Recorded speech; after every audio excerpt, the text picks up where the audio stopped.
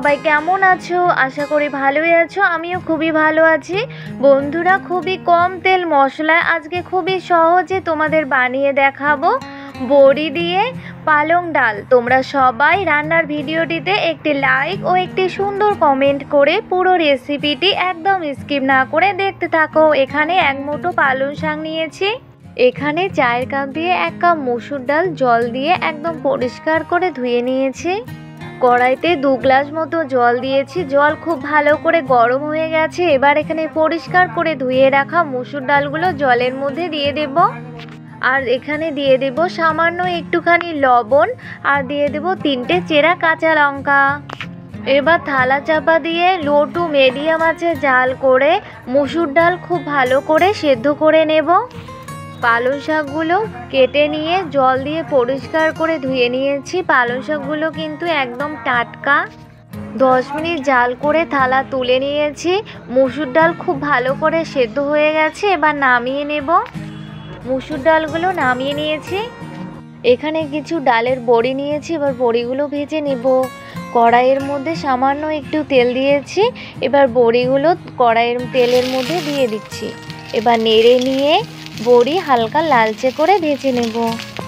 তোমরা যারা এখনও পর্যন্ত আমার চ্যানেলটিকে সাবস্ক্রাইব করোনি, চ্যানেলটিকে সাবস্ক্রাইব করে বেল আইকনটি ক্লিক করে পাশে থেকো। এবার কড়াইতে দিয়ে দেব সরষের তেল। নেড়ে নিয়ে তেল হালকা গরম করে নেব। এবার তেলের মধ্যে ফোড়নে দিয়ে দেব 2টো শুকনো মরিচ আর কয়েকটি থেতো করে রাখা রসুনের কোয়া, আর দিয়ে দেব 1/2 চা চামচ কালো জিরে। এবার নেড়ে নিয়ে হালকা ভেজে নেব। তোমরা এখানে পেঁয়াজ কুচি দিতে পারো, আমি দিইনি। রসুন শুকনো মরিচ হালকা ভেজে নিয়েছি। এবার এখানে ধুয়ে রাখা পালং শাকগুলো দিয়ে দিলাম। এবার সমস্ত কিছু খুব ভালো করে নেড়ে নিচ্ছি। এবার এখানে দিয়ে দেব সামান্য একটুখানি লবণ। খুব ভালো করে নেড়ে নিয়ে 2 মিনিট মতো জাল করে নেব। প্লিজ বন্ধুরা, তোমরা সবাই দেখতে থাকো। 2 মিনিট জাল করে নিয়েছি। এবার এখানে সেদ্ধ করে রাখা মসুর ডালগুলো দিয়ে দেব। যারা যারা নতুন বন্ধু হতে চাও, বড় ভিডিও দেখে নিয়ে তারপর বন্ধু হয়ে কমিউনিটিতে একটি লেটার দিয়ে আসবে। এবার এখানে দিয়ে দেব পরিমাণ মতো লবণ, আর দিয়ে দেব আন্দাজ মতো হলুদ গুঁড়ো।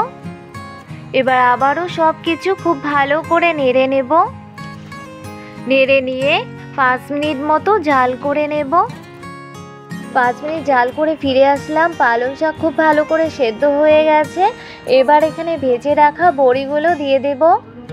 তোমরা যারা যারা আমার রান্নার ভিডিওগুলি সব সময়ের জন্য ফুল ওয়াচ করো, তাদেরকে জানাই অসংখ্য ধন্যবাদ ও অনেক ভালোবাসা। এবার এখানে দিয়ে দেব ধনেপাতা কুচি।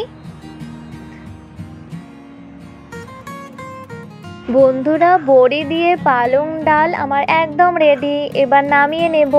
বন্ধুরা, তোমরা অবশ্যই বাড়িতে একবার এভাবে ট্রাই করো। আমার তো একদম দারুণ লেগেছে খেতে। আশা করি তোমাদেরও খুবই ভালো লাগবে।